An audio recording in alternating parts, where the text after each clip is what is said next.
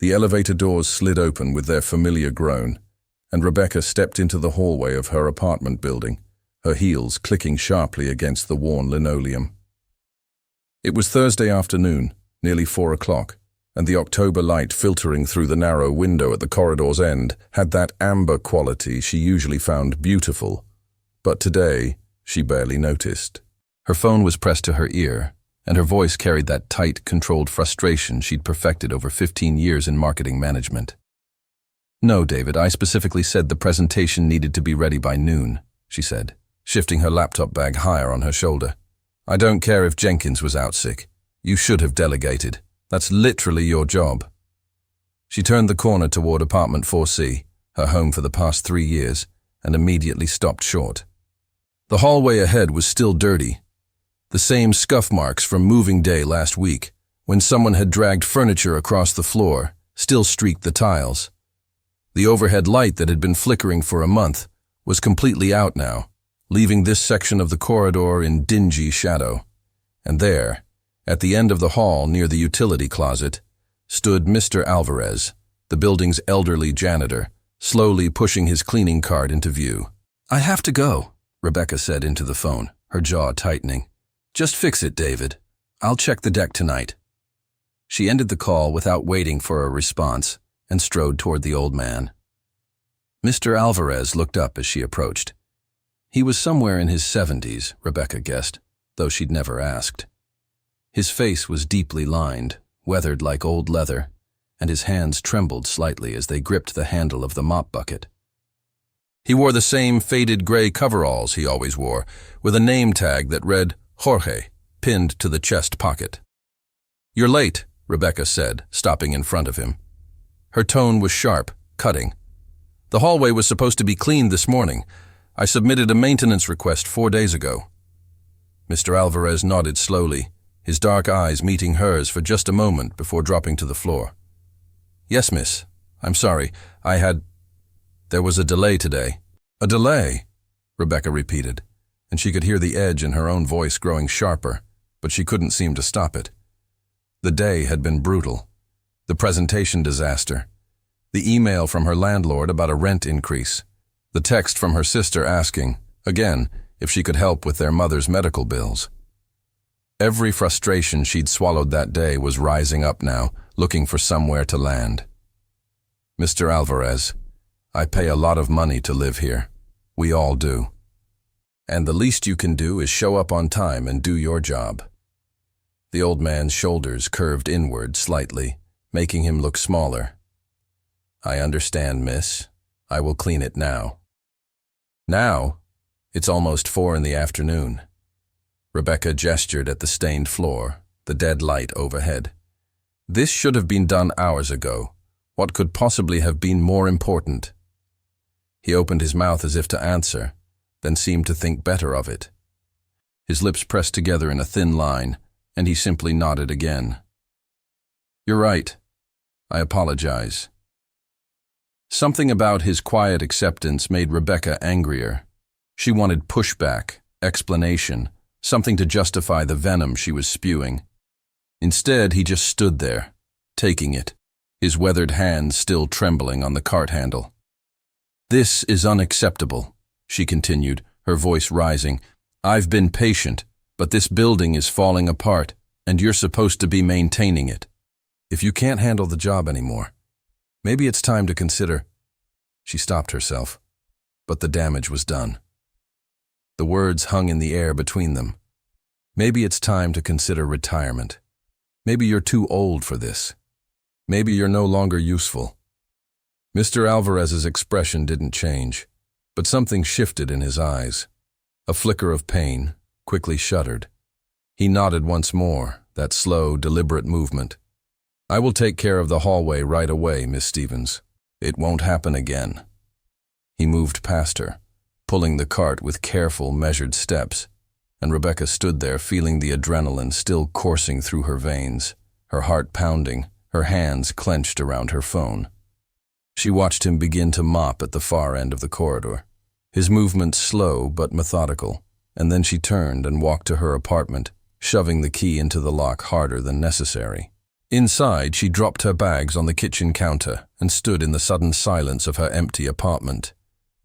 Through the thin walls, she could hear her neighbor's television, the muffled rhythm of a sitcom laugh track. Outside her window, the city hummed with late afternoon traffic. And underneath it all, quieter but persistent, was a feeling she recognized but didn't want to acknowledge: shame. She'd lost control. She'd humiliated an old man who was just trying to do his job. The rational part of her brain knew that her anger had nothing to do with a dirty hallway and everything to do with the mountain of stress she'd been carrying for months.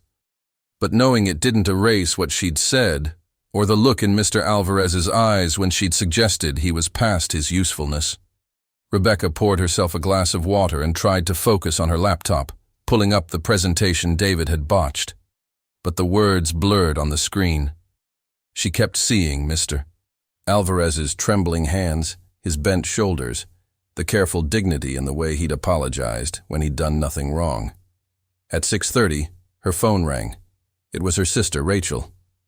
"Hey," Rebecca answered, trying to inject some energy into her voice. "What's up?" "Just checking in. How are you holding up?"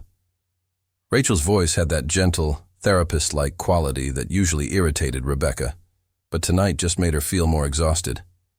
"I'm fine. Long day." "Work stuff?" "Work, money, life. The usual." Rebecca walked to her window, looking down at the street below. A bus was pulling away from the stop, leaving behind a scatter of people hurrying in different directions. "How's Mom?" "She's okay. The new medication is helping with the pain, but you know how she is. She won't admit when she's struggling." Rachel paused. "About the medical bills, Beck. I know you're stressed, but if you could—" "I'll send what I can next week," Rebecca interrupted, pressing her fingertips to her forehead. "I just got hit with a rent increase, so it won't be as much as last time. Anything helps. I know you're doing your best." Rachel's voice softened. "You sound tired. Are you taking care of yourself?" Rebecca laughed, but it came out bitter. Define taking care. They talked for a few more minutes, the conversation following familiar grooves. Their mother's health, Rachel's kids, the logistics of family responsibilities distributed unequally between siblings. When Rebecca finally hung up, the apartment felt even emptier than before. She tried to work, tried to eat the leftover salad in her refrigerator, tried to distract herself with streaming something mindless on her laptop, but her thoughts kept returning to the hallway, to Mr. Alvarez, to the words she couldn't take back. At 9 o'clock, she heard sounds in the corridor. Footsteps, the squeak of wheels. She opened her door a crack and saw Mr. Alvarez at the other end of the hall, putting away his cleaning supplies in the utility closet. The hallway was spotless now, the scuff marks gone, the floor gleaming under the repaired overhead light. He must have fixed the bulb while he was at it. Rebecca opened her mouth to call out to him, to apologize, but the words stuck in her throat. What would she even say? Sorry I was a monster earlier? Sorry I treated you like you were invisible, like your time and dignity didn't matter? He closed the closet door and disappeared around the corner before she could decide, and the moment passed. She told herself she'd apologize tomorrow. She'd catch him in the morning, buy him a coffee, make it right. But tomorrow came with its own cascade of emergencies, and by the time she left for work at 7:30, Mr. Alvarez was nowhere to be seen. Friday bled into the weekend, and the weekend into the following week. Each time Rebecca saw Mr. Alvarez in the building, pushing his cart, replacing a light bulb, fixing a leaky pipe, she told herself she'd stop and apologize. But he never looked at her directly anymore, and she never quite found the courage to bridge the gap her cruelty had created. Then came the following Thursday, exactly 1 week after their confrontation. Rebecca came home to find the hallway empty, but something was different. As she walked toward her apartment, she noticed the utility closet door was slightly ajar, which was unusual. Mr. Alvarez was meticulous about keeping it closed. She slowed, curiosity pulling her attention. The closet was a narrow space, barely more than a glorified broom cupboard, crammed with cleaning supplies, tools, and spare parts. Rebecca had never paid it much attention before, but now, with the door hanging open, she could see inside. Mops and buckets, shelves of industrial cleaners, a worn toolbox with J. Alvarez written in fading marker, and there, on the lowest shelf, partially hidden behind a stack of folded rags, was something that didn't belong, the corner of an envelope, yellowed with age, tucked into a gap where the shelf met the wall. Rebecca glanced up and down the empty hallway. Her rational mind told her to leave it alone, to close the closet, and mind her own business. But her hand was already reaching for the envelope, tugging it free from its hiding place. It was old, the paper soft and fragile at the edges. The front was blank, except for a single word written in careful, looping handwriting. Remember. She shouldn't open it. She knew she shouldn't. This was someone's private property, hidden away for a reason. But her fingers were already sliding under the unsealed flap, pulling out the folded pages inside. The letter was handwritten, the same elegant script as on the envelope, but the ink was faded, as if the words had been written years ago. Rebecca's eyes scanned the first lines, and her breath caught. "To whoever finds this," the letter began, "I am writing this because I need to remember why I stay. There are days when the work is hard, when my body aches, when people look through me as if I don't exist. On those days, I take this out and read it, and I remember what matters." Rebecca's hands were shaking now. She leaned against the wall, the hallway light casting long shadows as she continued reading. "My name is Jorge Alvarez.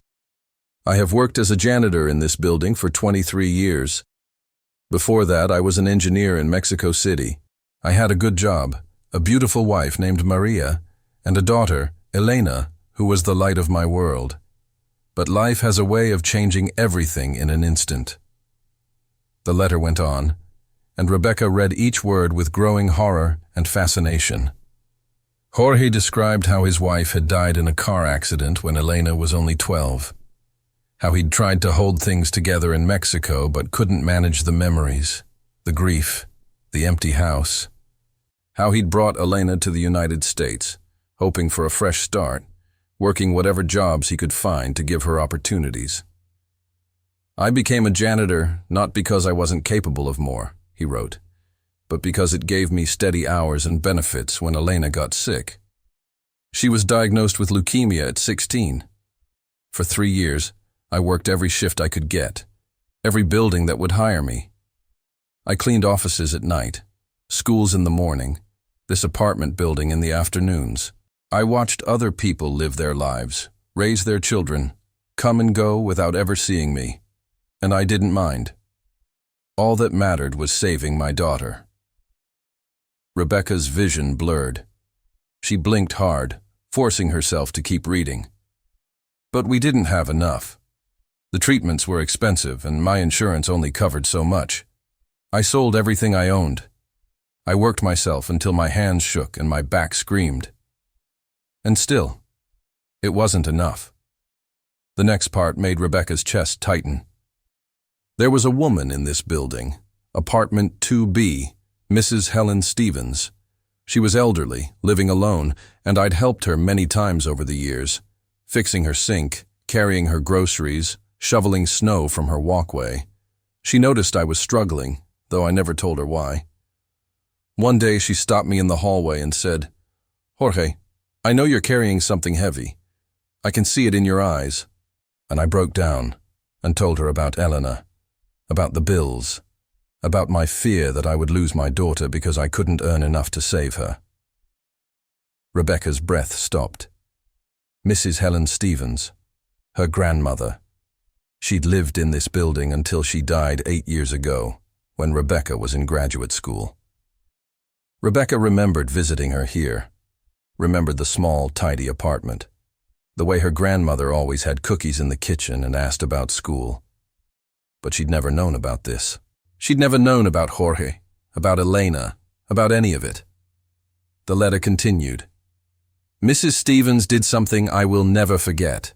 She took out her checkbook and wrote a check for $20,000.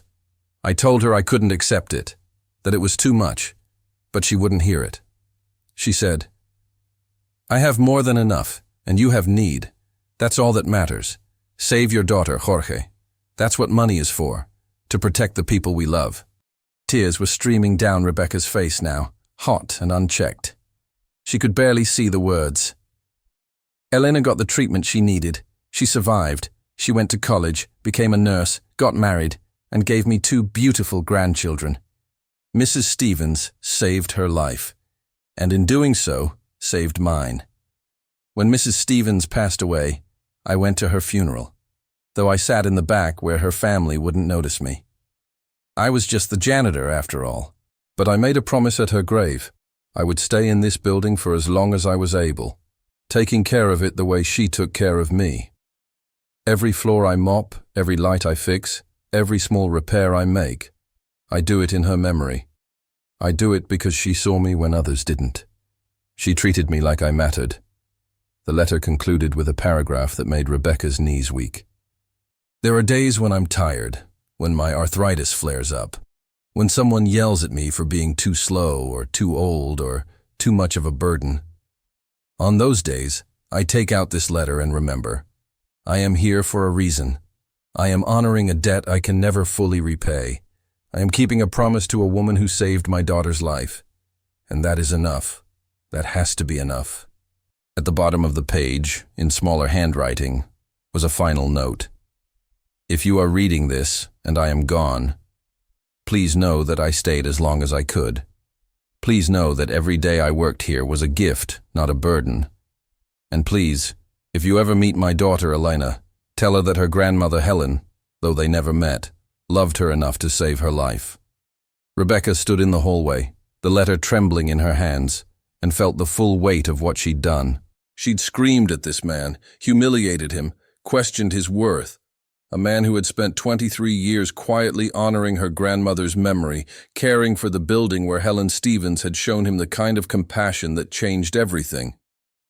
She folded the letter carefully, her hands shaking, and placed it back in the envelope. But she didn't return it to the shelf. Instead, she clutched it to her chest and ran down the stairs to the building manager's office on the first floor. Mrs. Kowalski, the property manager, looked up from her computer with mild surprise. "Rebecca, is everything all right?" "Mr. Alvarez," Rebecca said, her voice rough. "Jorge Alvarez. Is he here? I need to talk to him." Mrs. Kowalski's expression shifted, sympathy flooding her features. "Oh, honey, you didn't hear. Jorge had a heart attack last Thursday evening. He's been in the hospital all week." The hallway seemed to tilt. "Last Thursday? The day of that incident in the hallway, yes." Mrs. Kowalski's tone was gentle, but pointed. "I heard about that, Rebecca. Several neighbors mentioned it. Jorge finished cleaning your floor that evening and collapsed in the stairwell around 8 o'clock. One of the residents found him and called 911. Rebecca's hand flew to her mouth. Is he going to be okay?" "He's stable now, thank God. But he's 76 years old, and this was a serious episode. The doctors say he needs to reduce his stress, get more rest. He won't be coming back to work here." Mrs. Kowalski paused. "His daughter is with him, Elena. She's been trying to get him to retire for years, but he always refused. I think this might finally convince him." "Which hospital?" Rebecca asked urgently. "Please, I need to see him." Mrs. Kowalski wrote down the information on a sticky note and handed it over. "Visiting hours end at 8. Rebecca, Jorge is a good man. One of the best I've ever worked with. Whatever you need to say to him, I hope you get the chance." Rebecca took the note and ran. She didn't stop for her coat, didn't grab her purse, didn't think about anything except getting to St. Mary's Hospital before visiting hours ended. She caught a taxi on the corner, her breath coming in short gasps, the letter still clutched in her hand. The hospital smelled like disinfectant and recycled air. Rebecca found the cardiac unit on the 4th floor and approached the nurse's station, her heart pounding so hard she thought she might collapse herself. I'm here to see Jorge Alvarez, she told the nurse, a young woman with kind eyes and bright purple scrubs. Are you family? Rebecca hesitated. No, but I know his daughter, Elena. Is she here? The nurse checked her clipboard.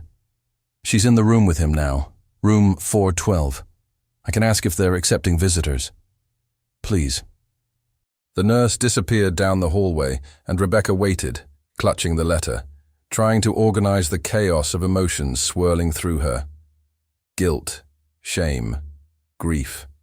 A desperate need to make things right that felt almost physical in its intensity. The nurse returned with another woman, tall, around Rebecca's age, with dark hair pulled back in a practical ponytail and scrubs that suggested she worked in healthcare. Elena. You wanted to see my father?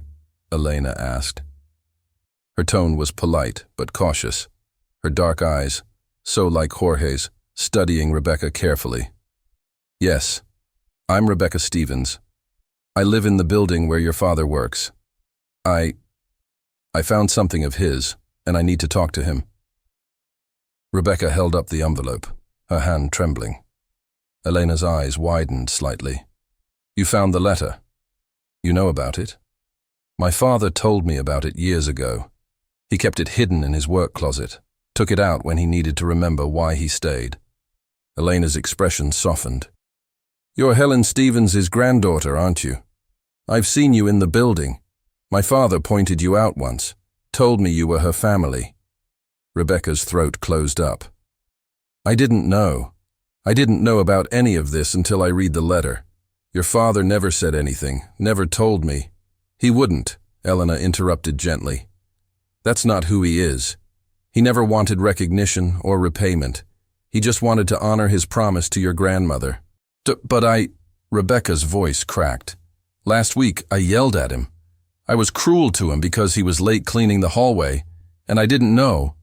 I didn't know he'd been at the hospital that morning getting test results because he'd been having chest pains. I didn't know anything, and I just unleashed all my stress and frustration on him like he was nothing, like he didn't matter. Elena was quiet for a moment, then sighed. He told me about that. He said a young woman was upset with him, but he didn't mention it was you. I'm so sorry, Rebecca whispered.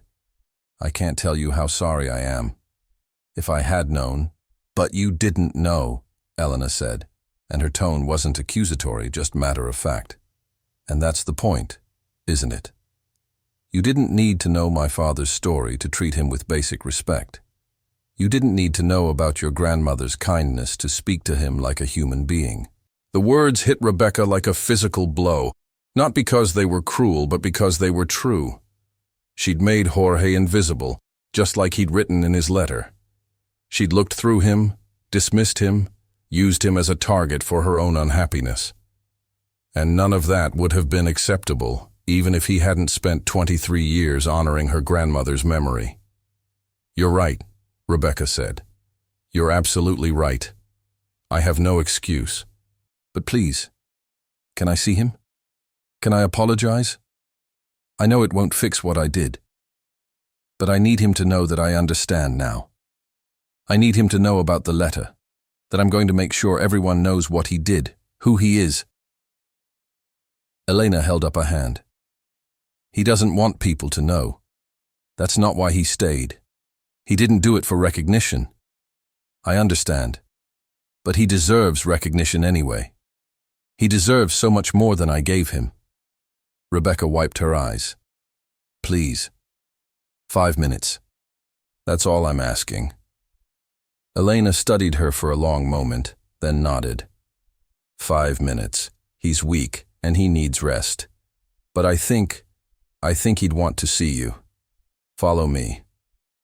Room 412 was small and dim, the curtains drawn against the evening light. Jorge lay in the hospital bed, looking smaller than Rebecca remembered, his weathered face pale against the white pillows. An IV drip ran into his arm, and monitors beeped softly beside him. His eyes were closed, but they opened when Elena approached. Papa, Elena said softly, you have a visitor. Rebecca Stevens is here. Helen's granddaughter. Jorge's eyes found Rebecca, and she saw recognition flicker there, followed by surprise. He tried to sit up, but Elena gently pressed him back. "Mr. Alvarez," Rebecca said, moving closer to the bed. "I'm so sorry to bother you. I know you're recovering, but I needed to see you. I needed to apologize." Jorge's voice was weak, but steady.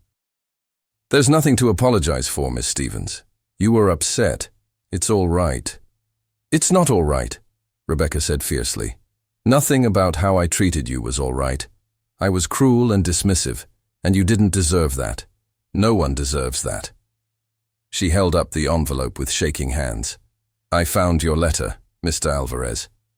I found it in the utility closet, and I read it. I know I shouldn't have, but I did. And now I know everything. I know what my grandmother did for you and Elena. I know why you stayed in the building all these years. I know about the promise you made." Jorge's eyes filled with tears. "You know about Elena. I know she's alive and healthy and has children because my grandmother was kind when it mattered most. I know you've spent more than 2 decades honoring her memory in the most beautiful way possible. I know that you're not just a janitor. You're an engineer, a father, a man of incredible dignity and strength. And I'm so sorry I didn't see that. I'm sorry I made you feel invisible." A tear rolled down Jorge's weathered cheek. "Your grandmother was the kindest person I ever met. When Elena got sick, I was drowning. I worked 3 jobs, and it still wasn't enough. I thought I was going to lose her, and I couldn't breathe. Then Mrs. Stevens gave me hope. She gave me my daughter's life. How could I not honor that? How could I not stay and care for the place where she lived, where she showed me that goodness still exists in the world?"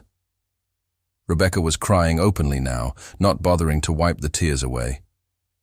"You did more than honor her memory. You embodied everything she believed in. She always said that we're here to take care of each other, that kindness is the only thing that matters. You lived that every single day." "I tried," Jorge whispered. "Even on the hard days, I tried."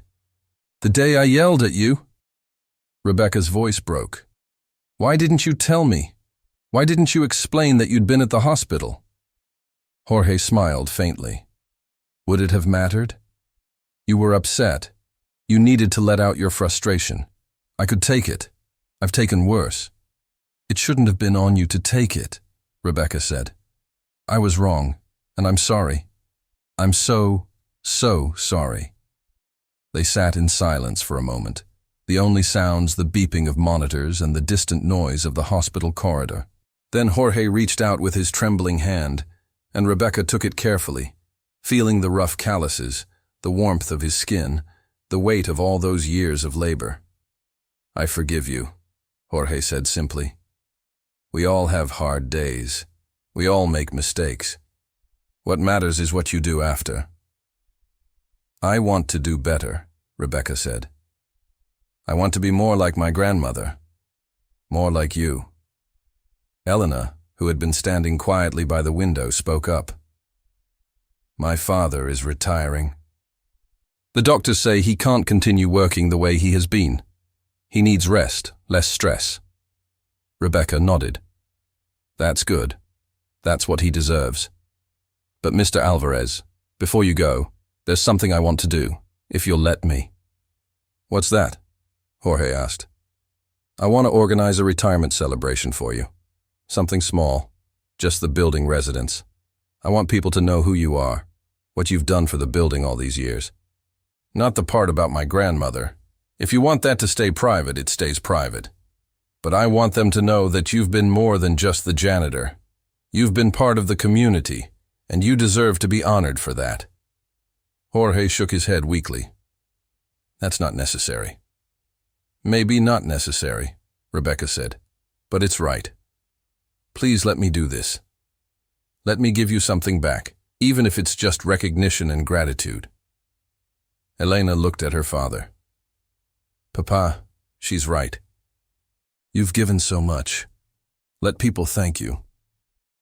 Jorge was quiet for a long moment, then nodded slowly. Okay, a small gathering. Nothing too much. Rebecca squeezed his hand gently. I promise.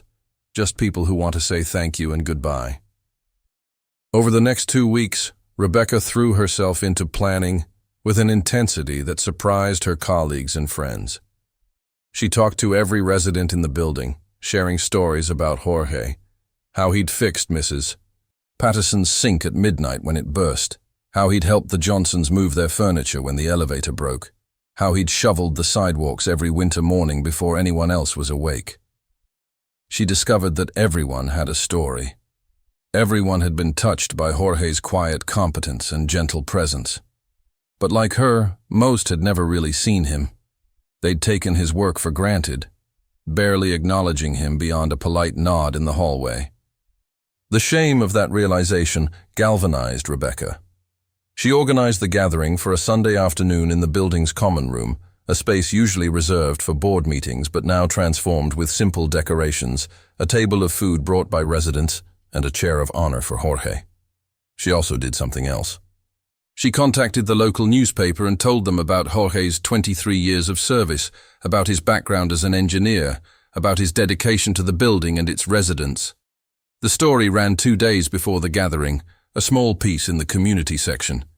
But it said everything that mattered. Jorge Alvarez was a man of dignity, skill, and compassion who deserved recognition. On the day of the gathering, Rebecca arrived early to set up. She'd barely slept, running through her speech in her head, trying to find words adequate to express what Jorge meant, what he'd done, what she'd learned from him.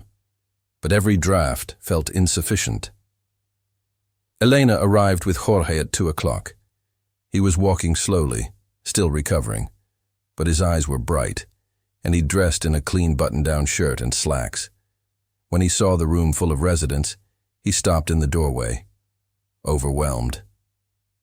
All these people, he whispered to Elena. All here for you, Papa. The next hour was a blur of testimonials and thank yous. Mrs. Patterson talked about the midnight sink repair. The Johnsons thanked him for their furniture move. Young Miguel from the 3rd floor mentioned how Jorge had helped him fix his bike chain and talked to him about engineering, sparking an interest that led Miguel to choose it as his college major.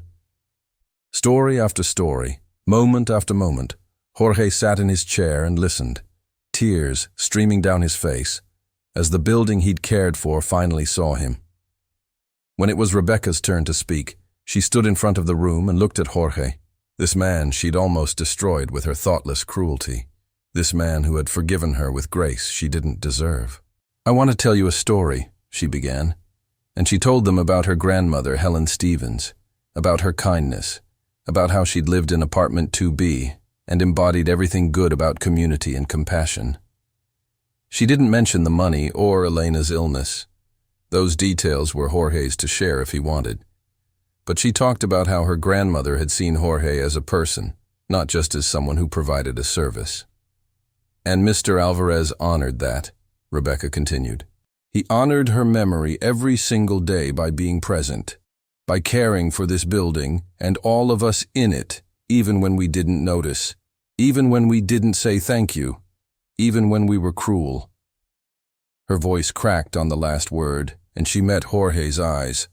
I was cruel to Mr. Alvarez. I yelled at him for being late, questioned his worth, made him feel small. And the reason I'm telling you this isn't to make myself feel better or to earn your forgiveness again, Mr. Alvarez. I'm telling you this because I learned something important. We can't wait until we know someone's full story to treat them with dignity. We can't make respect conditional on whether someone has suffered enough or sacrificed enough to earn it. Every person deserves to be seen, to be valued, to be treated like they matter. Mr. Alvarez taught me that, not through words, but through the way he continued to show up with grace, even after I'd shown him none.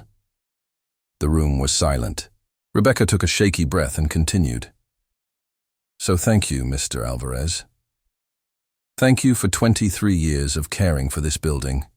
Thank you for being an example of quiet dignity and persistent kindness.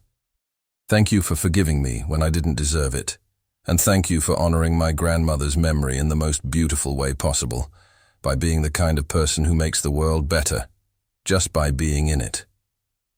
The room erupted in applause. Jorge stood, slowly, and Rebecca met him in the middle of the room. They embraced, and she felt his frail shoulders shaking with emotion. "Thank you," he whispered. "Thank you for seeing me." "Thank you for letting me," Rebecca whispered back.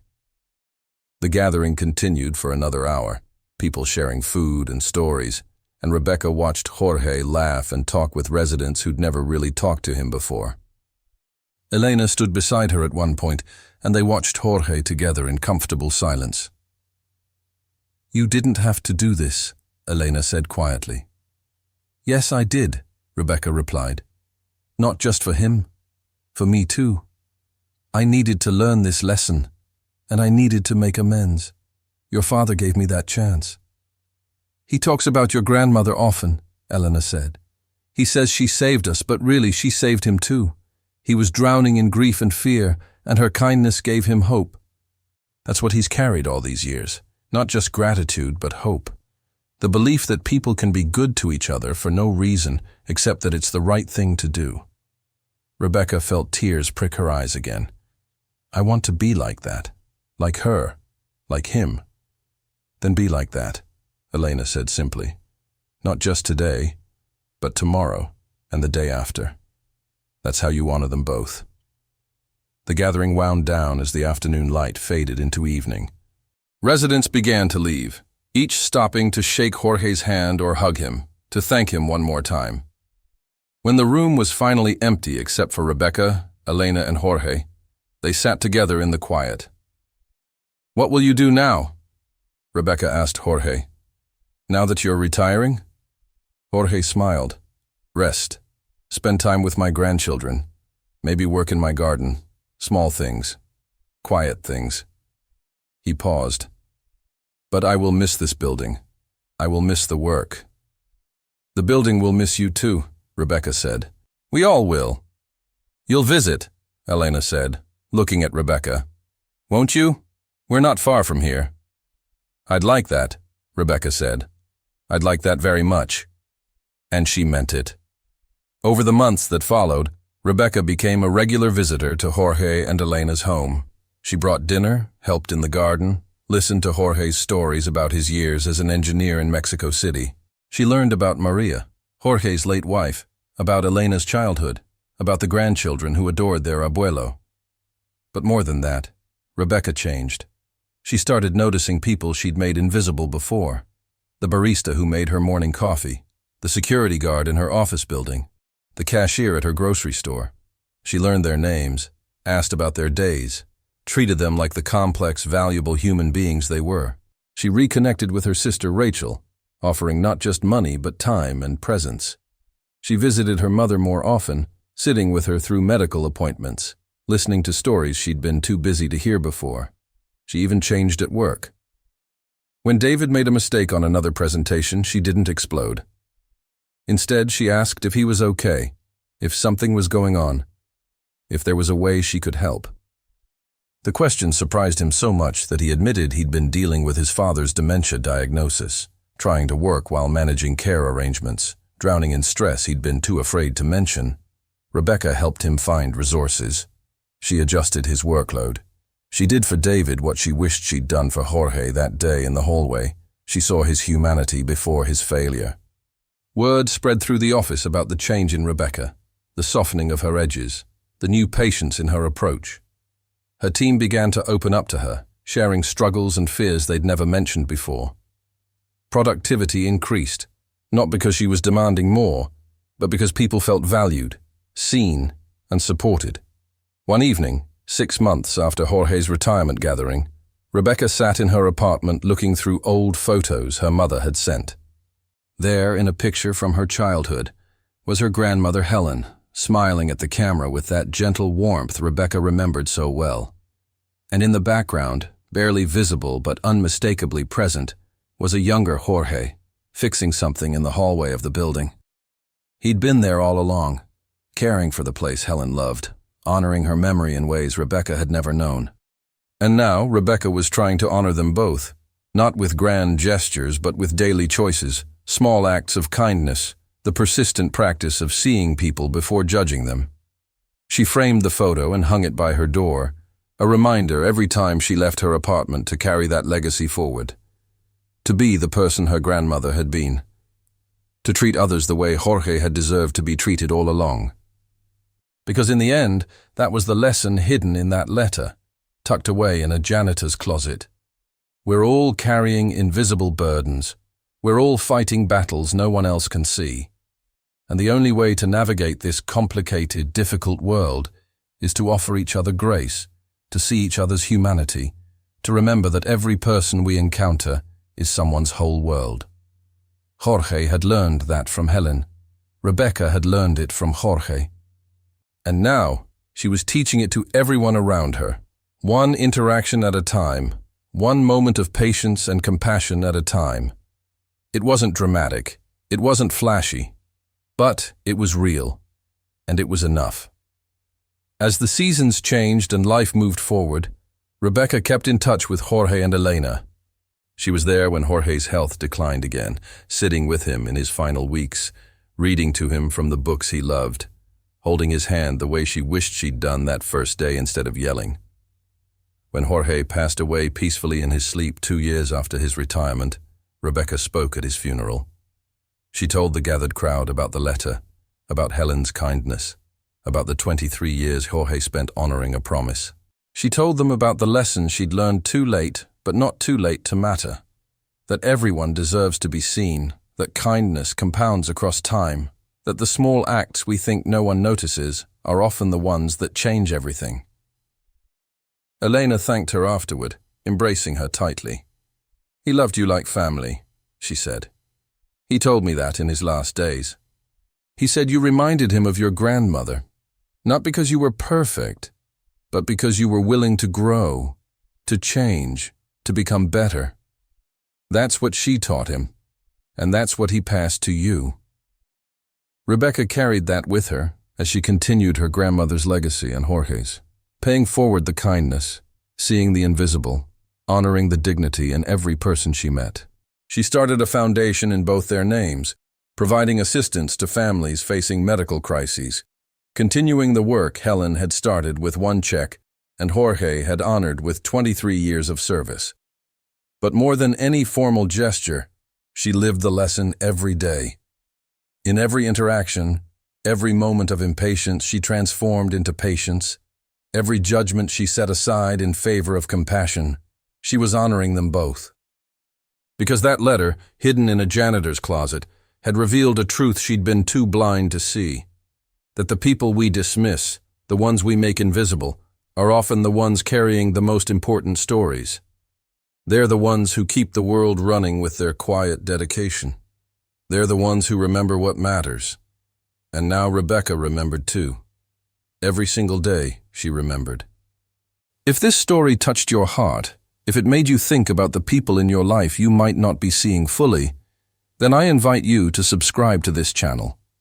Share your own stories in the comments about someone who changed your perspective, or someone you wish you'd seen sooner. Let's build a community that practices this kind of vision, not the shallow seeing of surface details, but the deep seeing of human worth. Because we all have the power to be like Helen, to offer kindness that changes lives. And we all have the responsibility to honor those gifts the way Jorge did, with persistent grace and quiet dignity. Subscribe, and let's keep learning this lesson together.